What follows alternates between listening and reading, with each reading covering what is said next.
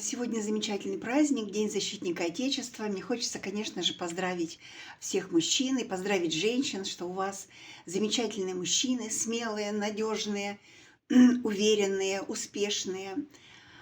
И если у вас не такой мужчина, то тогда давайте поговорим о том, что же мы делаем такого, чтобы мужчина не был успешным, уверенным, надежным и так далее. Иногда женщины говорят: нет, он такой есть, нет, но вы его выбирали, и это был потрясающий мужчина. Что же случилось? Или если у вас еще нет мужчины, то что нужно помнить и что нужно не делать для того, чтобы мужчина вырос? Итак, у мужчин есть 3 потрясающих точки опоры. Я об этом много говорю, но, знаете, вот в последнее время, отметила, что я говорю, а если нет примеров, то есть все понимают, да, так должно быть, но делают все наоборот. Вот сейчас я попробую рассказать вам с примерами. Итак, такая важная точка опоры мужчины или его мужской как бы самости, да, самодостаточности — это дерзость в мечтах. Мужчины всегда мечтают много, смотрят далеко, и, как я говорю, у мужчины размах крыльев огромный, касающийся не только семьи, города, страны, вплоть до галактики. Мужчины могут мечтать и смотреть вперед на большие пространства. И здесь очень бывает жаль. Я еще, кроме того, что я сваха, я еще и педагог дошкольного образования с огромным опытом, стажем, то есть, так как я много лет, около 30 лет, ну и, собственно говоря, и сейчас еще консультирую, проработала в дошкольных образовательных учреждениях. И так это начинается с мальчиков. Мальчики мечтают, мальчики хотят захватить мир, мальчики хотят сделать то, это.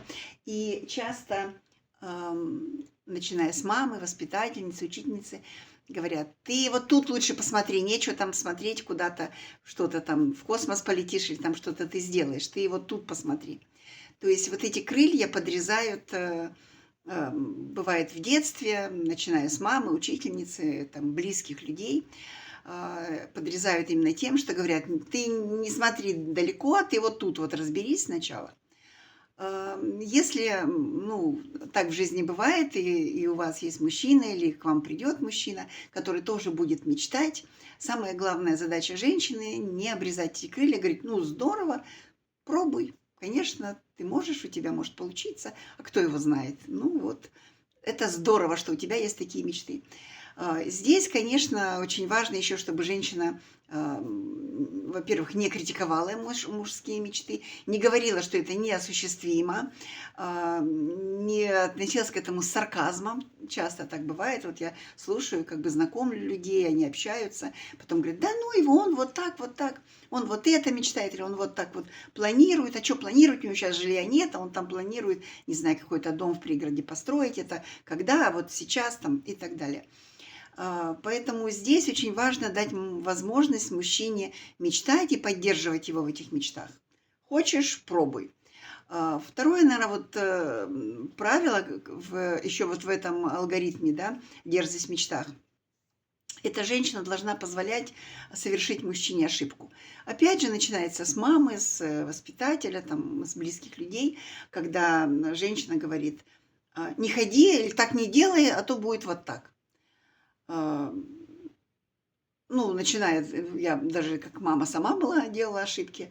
Там: не ходи на эту горку, там, я помню, значит, деревянная горка тогда еще были.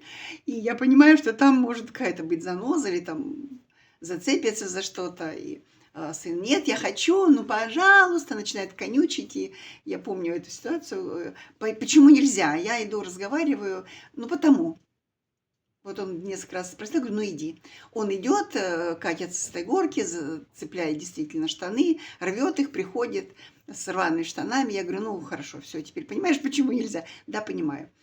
Ну вот, возможность совершить ошибку — это великое благо для мужчины. Мужчина в этих ошибках, совершая ошибки, растет. Если мы не даем ему совершать ошибки, мы говорим: "Так не делай, да я знаю, вот тот сделал, у него не получилось, а вот это вот, было, а так вот тоже нельзя". То есть мы начинаем постоянно соломку подстилать. Понятно, что женщины заботятся о семье или об отношениях. Женщина хочет, чтобы мужчина был успешным, и поэтому она, как мама, начинает его страховать. Туда не ходи, это не делай, там вдруг не получится, там еще чего-нибудь. И от этого у мужчины, во-первых, начинают, так сказать, размах крыльев сужаться. То есть мужчина думает: ну, там в меня не верят, да? Там нельзя, это не делай, а потом еще, не дай бог, я тебе говорила, а ты вот. Ну, в общем, дерзость в мечтах — это замечательное качество, его нужно всячески поддерживать и не бояться дать мужчине свободу в том плане, что дерзай, делай, не получится, ну, разберемся. Вторая точка опоры, которая очень важна для мужчины, это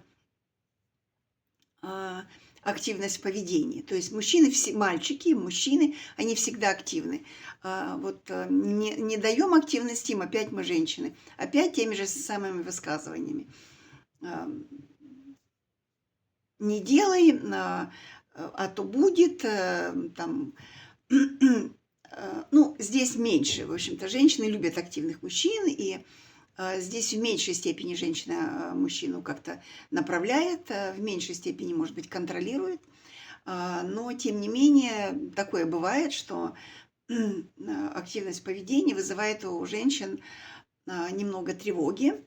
Вдруг мужчина там, вот он там на лыжах поехал, а вот он там на сноуборде, а вот он там еще куда-нибудь. Это опасно, это стоит денег, это опять же пересекается с дерзостью в мечтах. Да? Когда мы говорим: ну делай, он начинает активно чего-то делать, и мы начинаем за что-то тревожиться. Тоже здесь нужно дать возможность мужчине совершить действие, ошибиться, например, да, набить себе шишки и вырасти таким образом. Значит, опять же, когда женщина говорит: так не делай, так нельзя, так не получится, или вдруг там будет что-то плохо, она начинает его контролировать или по-другому, может быть, бороться за власть. То есть я знаю, что так нельзя, ты так не делай.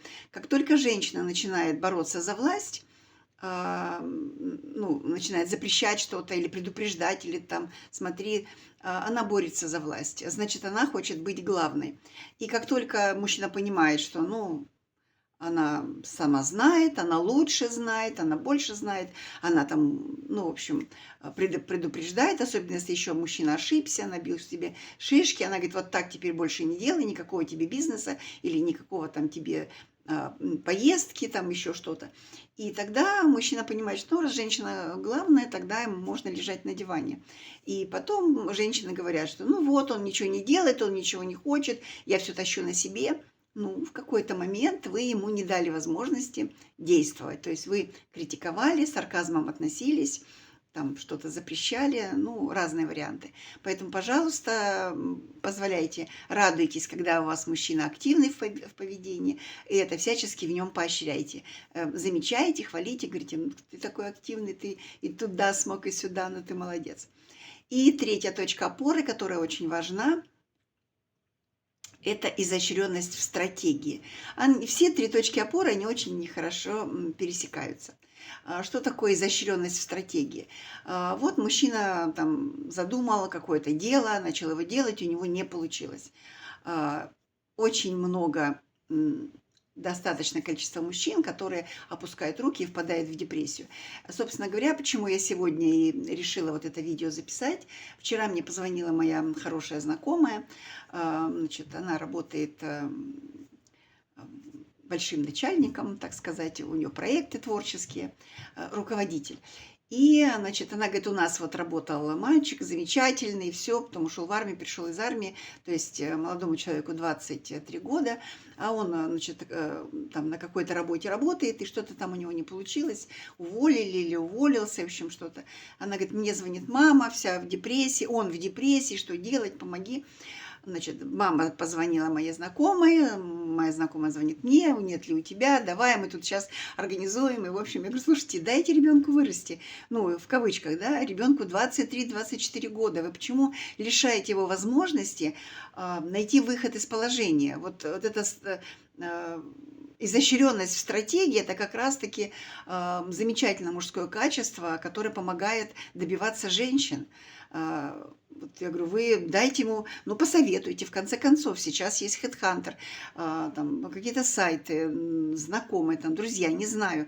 Пробуй, пробуй, ищи, да. То есть задача мамы сказать, слушай, ну, ты сможешь. У тебя вот там хорошо было, и там на работе хорошо, у тебя хорошее образование. Ну, поищи, сделай что-нибудь. Не лезьте подстилать соломку, не лезьте помогать. Ну, получается, что, вот, так сказать, мужчина взрослый, а кругом тетки бегают и пытаются как-то найти какие-то для него варианты. Так он не вырастет. И то же самое в отношениях, когда, вот опять же, сегодня у меня, да, я там познакомила мужчину, женщину, хорошая пара, и встретились, и смотрю, вот он мне написал, что да, женщина понравилась, все хорошо, а она мне дает обратную связь, что, вы знаете, сейчас у меня такое состояние внутреннее, что я не очень готова строить отношения, это никак не относится к мужчине, это вот мое внутреннее состояние, я пока не готова, поэтому я честно написала.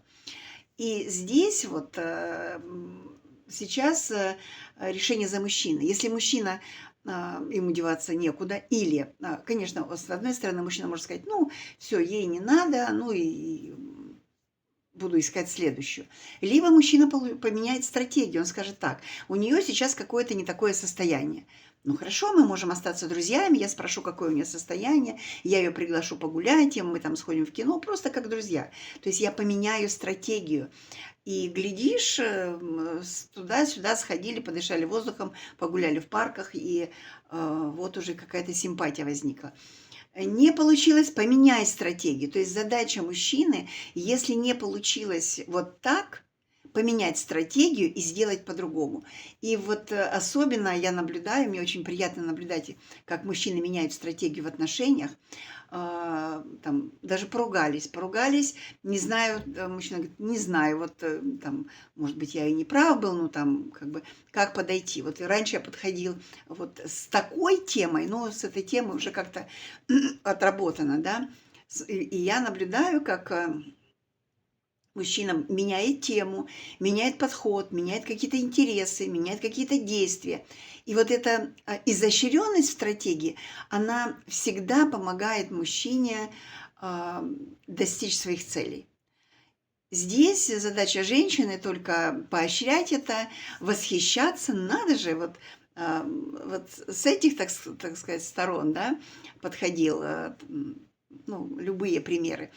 Там, девушка интересуется живописью, она говорит, он мне всегда какие-то художников знакомил, там картины какие-то высылал. Мы на эту тему очень много общались. В следующий раз поругались, там что-то у них, какая-то размолвка. Она говорит, я смотрю, он заходит, думаю, ну ладно, с художников уже не начнет, с чего начнет? Она говорит, смотрю, он заходит с другого моего интереса. Он опять вызывает во мне какой-то интерес, я опять иду в диалоги, в общение, мне интересно, опять у нас завязывается отношения, опять мы как бы, ну, миримся, опять у нас все хорошо. И вот задача женщины понимать, что мужчины такие, это их 3 точки опоры, и в этих 3 точках опоры их всегда поддерживать. А мужчинам, пожалуйста, помните, что мечтайте, не позволяйте никому обрезать себе крылья. Дело в том, что все, что великого сделано, и в том числе очень много мужчинами, мужчины, в мужчин могли не верить, им говорили, так не бывает, так нельзя, или там ты не добьешься. Но если мужчина в себя верит и говорит, а я попробую, опять же, здесь вступает изощренность стратегии. Вот так не получается, ну, знаменитые примеры про Форда, вы, наверное, знаете, да? Вот так не получается, я зайду с другого боку. С другого боку не получается, я зайду с третьего боку. То есть вот эта изощренность стратегии, она всегда позволяет мужчине вырасти и добиться своих целей. цели. Опять же, активность поведения. То есть не только, то есть изощренность стратегии предполагает, что мы будем действовать активно. Не получилось, какой-то у вас, там, не знаю, рухнули отношения, семейная жизнь, уволили на работе, мало ли что. 3 точки опоры встали. Активно начинаем искать варианты, менять стратегии и мечтать о великом. И обязательно все у вас получится. А женщинам я желаю, чтобы у вас были такие мужчины, и вы с ними не боролись за власть, а могли этому мужчине сдаться и получать наслаждение от своей жизни.